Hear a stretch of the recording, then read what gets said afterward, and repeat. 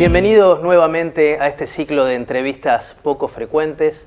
Nuevamente vamos a tener la posibilidad de compartir esta entrevista con dos colegas, dos referentes, y vamos a tratar de hacer foco en los resultados que obtuvimos en dos congresos recientemente, en el Congreso Mundial de Nefrología y en el Congreso Mundial de Enfermedad de Fabry. Ustedes lo van a leer como el Fabry Update, recientemente acontecido en Hamburgo, Alemania. Así que sin más me gustaría saber nuevamente, ¿sí?, de dónde vienen mis amigos Fernando, mi amigo Sebastián. Bueno, mi nombre es Sebastián Jaurreche, un placer estar aquí. Soy médico nefrólogo de la ciudad de Rosario. Entre otras actividades, dirijo líneas de investigación relacionadas a la fisiopatología del trasplante renal y la enfermedad renal, y soy miembro del Consejo Asesor de la Sociedad Argentina de Trasplantes para trasplante renopáncreas. Mi nombre es Fernando Perreta, soy médico nefrólogo y especialista en terapia intensiva. Trabajo en el Hospital Eril de Escobar y en Nefra Medical Care. Aparte, formo parte del grupo de trabajo de enfermedades poco frecuentes de la Sociedad Argentina de Nefrología. Bien, vamos a empezar. Fernando, tengo un par de preguntas como inicio de esta entrevista. La primera es, sabemos que la enfermedad de Fabry, una enfermedad ligada al X, sabemos el concepto histórico que el hombre sufría la enfermedad más que las mujeres. Ahora, vos has publicado, ¿sí?, como parte de un grupo muy reconocido, algunas manifestaciones en las mujeres con enfermedad de Fabry. ¿Nos podrías básicamente resumir cuáles son esas manifestaciones que tenemos que estar atentos?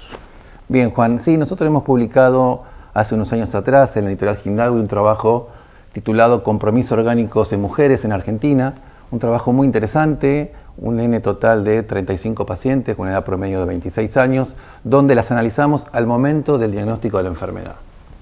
Lo que encontramos básicamente es compromiso periférico como la signo-sintomatología más frecuente. La sacroparestesia, ¿sí?, los dolores neuropáticos fue lo más frecuente, aproximadamente entre un 50 y un 60%. En segundo lugar, el compromiso renal, en este caso determinado por presencia de proteinuria y albuminuria en estas pacientes. Un tercio de estas pacientes tenían una caída de filtrado por debajo de 90 mililitros minuto y un tercio de las pacientes compromiso cardíaco al momento del diagnóstico, básicamente determinado por arritmia cardíaca y por hipertrofia ventricular izquierda. La conclusión de nuestro trabajo fue que estas pacientes femeninas tienen un grado de compromiso importante, las mujeres son tan sintomáticas como los hombres y por supuesto que hay que estudiarlas para tratarlas porque vamos a tener seguramente un beneficio en cuanto a su progresión de la enfermedad. Ahora, continuando este tema de mujeres con enfermedad de Fabry, en este congreso del cual también participaste, hemos visto resultados de registros internacionales con vida real, es decir, pacientes por fuera de los protocolos. Bueno, volvamos a las mujeres, esos registros internacionales, mujeres que empiezan a recibir tratamientos, terapias vía oral. Entonces, esos resultados que vos viste a nivel internacional, ¿qué similitudes o qué diferencia ves con la población argentina o latinoamericana de mujeres con Fabry? Bien, bueno, nosotros hemos comparado nuestros trabajos, por supuesto, con poblaciones internacionales. Lo que hemos visto en las recientes publicaciones, tanto en el Mundial World de Estados Unidos como en el Update Fabry, es que hay un trabajo muy interesante, un trabajo internacional, donde se vio que hay mucha similitud con lo que nosotros hemos reportado aquí en Argentina. Básicamente hay un trabajo donde se incluyó pacientes que venían de estudios de fase 3, el ATTRACT y el FACET, y también del registro internacional observacional Follow Me, y lo que se vio es que 2/3 de estas pacientes tenían compromiso multiorgánico. Esto es decir, compromiso al menos de 2 órganos. Básicamente se analizó el compromiso del sistema nervioso central, el compromiso periférico, el compromiso gastrointestinal, cardíaco y renal. Y los signos y síntomas más frecuentes que hemos evidenciado, que se han evidenciado en comparación con los nuestros, son las sacroparestesias. Tanto las pacientes argentinas como en este registro, las sacroparestesias fueron el signo más importante encontrado en este grupo de pacientes. En segundo lugar, también el compromiso renal, lo mismo que hemos encontrado nosotros, pero aquí a diferencia es que básicamente el registro internacional tenía pacientes con compromiso determinado por un filtrado menor de 90. Las conclusiones básicamente son las mismas que las nuestras. ¿Sí? Las mujeres no es como decíamos antes que son portadoras, sino que son tan sintomáticas como los hombres. Tenemos que estudiarlas, hay que empezar el tratamiento en el momento oportuno porque seguramente vamos a mejorar la calidad y la expectativa de vida en este grupo de pacientes. Bien, muy claro, Fernando. Sebastián, siguiendo la línea de la nefrología, sabemos que los pacientes que tienen posibilidad de iniciar una terapia oral requieren, sí, no solamente de una mutación respondedora, sino también de una función renal normal o levemente disminuida. Que te voy a pedir que me aclares qué es levemente disminuida para los no nefrólogos, pero parece otra situación que es pacientes que hoy están trasplantados. El trasplante renal que logra restablecer una función renal normal. ¿Esos pacientes pueden recibir terapia oral? Es muy interesante tu pregunta y es un tema que se está discutiendo muchísimo hoy por hoy a nivel científico. La realidad es que lo que vos mencionás es real. Un paciente debe poseer o portar una variante genética de las amenables, de las respondedoras a la terapia vía oral. Y la otra condición respecto a la función renal es que debe tener un filtrado glomerular mayor a 30 mililitros minuto metro cuadrado. Ese valor es independiente de si el paciente es trasplantado o no trasplantado. Es decir, esa función renal se la puede aportar sus riñones nativos o el riñón trasplantado. Por lo tanto, la respuesta a tu pregunta es sí, claramente sí. Un paciente con esas características, trasplantado renal, puede recibir tratamiento con terapias por vía oral. Estupendo. Sigamos en la nefrología. Si bien los estudios de terapia oral han demostrado estabilidad y hasta a veces mejoría desde los aspectos cardíacos, estamos viendo hoy que tenemos resultados de seguimiento renal. En este meeting que compartimos, y vos te tocó ir también a uno de ellos, ¿qué has visto? ¿Qué datos nos podés traer a seguimientos mayor a 3 años desde la función renal cuando los pacientes están en terapia oral? Bien, aquí hay dos trabajos a destacar. Uno tiene que ver con un registro epidemiológico que está llevado a cabo por el Dr. West, el Follow Me. En este estudio hay, como bien mencionás, un seguimiento a largo plazo de pacientes en 3 líneas. Pacientes tratados con terapia de reemplazo enzimático, pacientes tratados con terapia por vía oral y pacientes no tratados, es decir, en la historia natural. Más allá de los beneficios que presentan todos los pacientes que sí están tratados en las líneas de tratamiento, uno de los hallazgos más importantes respecto a los beneficios renales es que el tratamiento temprano mejora el pronóstico renal de esos pacientes. El segundo trabajo que te mencionaba es propio de Argentina. En el Congreso Mundial de Nefrología hicimos una revisión respecto a los datos que provienen de la evidencia en el mundo real respecto a los beneficios de las terapias vía oral por fuera de los ensayos clínicos.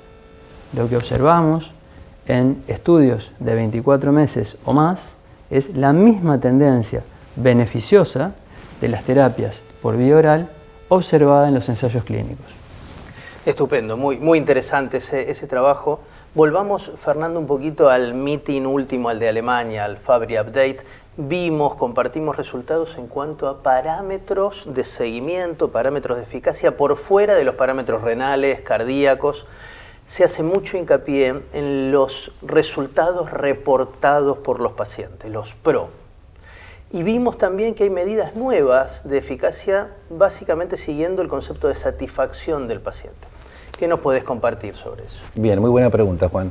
Bueno, aquí le estás refiriendo al estudio Satisfab, este estudio francés que incluyó un total de 69 pacientes, donde se le hacían cuestionarios para evaluar lo que se llama el índice de beneficio del paciente. Se le hicieron preguntas y evaluaciones cada 6 meses durante un periodo de 2 años. Y las conclusiones más importantes de este estudio fueron que los pacientes que estaban bajo tratamiento tienen un alto índice de beneficio. Repito, alto índice de beneficio, independientemente si estaban con una terapia o con otra. Otro punto importante era aquellos pacientes que habían switchado de la terapia endovenosa a la terapia oral, tenían un índice mayor, o sea, tenían un aumento significativo de este índice. Repito, había un aumento significativo de este índice de satisfacción en aquellos pacientes que cambiaban del tratamiento endovenoso al tratamiento oral. Y por último, es muy importante el tema de los cuestionarios. ¿Por qué? Porque nosotros de esta manera estamos involucrando al paciente en la toma de decisiones. Ese es un punto muy importante que nosotros tenemos que destacar. Gracias, Fernando. Ese aspecto es fundamental. Las agencias reguladoras cada vez nos piden más parámetros ¿sí? Reportados, ¿sí? Por los propios pacientes. Para cerrar, Sebastián, yendo nuevamente a los trabajos que nos representan nacional e internacionalmente, que ambos están haciendo.